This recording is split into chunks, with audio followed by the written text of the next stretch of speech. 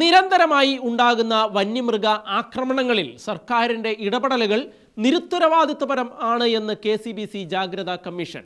വനം വകുപ്പിന്റെ കെടുകാര്യസ്ഥത കൊണ്ട് ഒരു മനുഷ്യജീവൻ കൂടി വയനാട്ടിൽ പൊലിഞ്ഞിരിക്കുന്നത് സംസ്ഥാന സർക്കാരിൻ്റെ നിരുത്തരവാദിത്വപരമായ സമീപനങ്ങൾക്ക് തെളിവാണ് എന്നും വയനാട്ടിലും ഇടുക്കിയിലും മറ്റും വന്യമൃഗങ്ങൾ മനുഷ്യജീവനും സമാധാനപൂർണമായ ജീവിതത്തിനും സമാനതകളില്ലാത്ത ഭീഷണിയായി മാറിയിരിക്കുകയാണ് എന്നും KCBC ജാഗ്രതാ കമ്മീഷൻ വ്യക്തമാക്കി.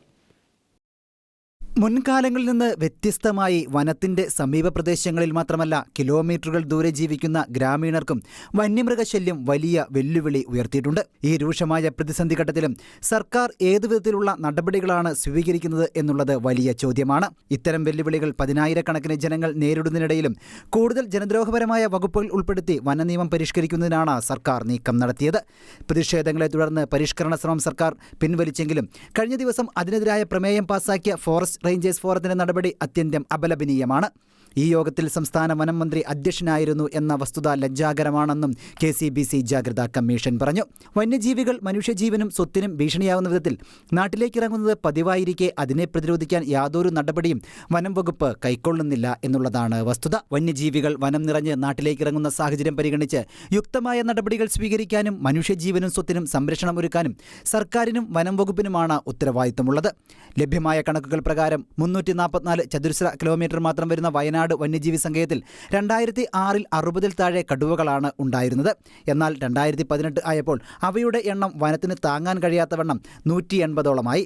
ഇത്തരത്തിൽ കടുവകളുടെ എണ്ണം വർദ്ധിച്ചുകൊണ്ടിരിക്കുന്ന സാഹചര്യം പരിഗണിച്ചാൽ വരും കാലത്ത് കടുവയുടെ ശല്യം വയനാട്ടിലും സമീപ പ്രദേശങ്ങളിലും കുത്തനെ ഉയരുമെന്ന് തീർച്ചയാണ്.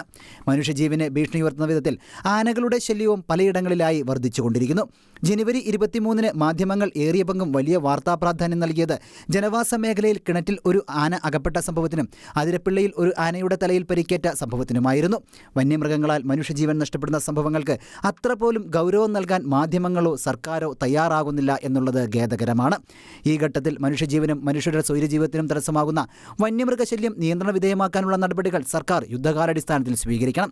വനം വിട്ട് വന്യജീവികൾ ജനവാസ മേഖലകളിലേക്ക് ഇറങ്ങുന്ന സംഭവങ്ങളിൽ അതിനുള്ള ഉത്തരവാദിത്തം ബന്ധപ്പെട്ട വനം വകുപ്പ് ഉദ്യോഗസ്ഥരുടേത് ആയിരിക്കുമെന്ന നിലപാട് കൈക്കൊള്ളുകയും കൃത്യവിലോപത്തിന് കർശന നടപടികൾ സ്വീകരിക്കുകയും വേണം.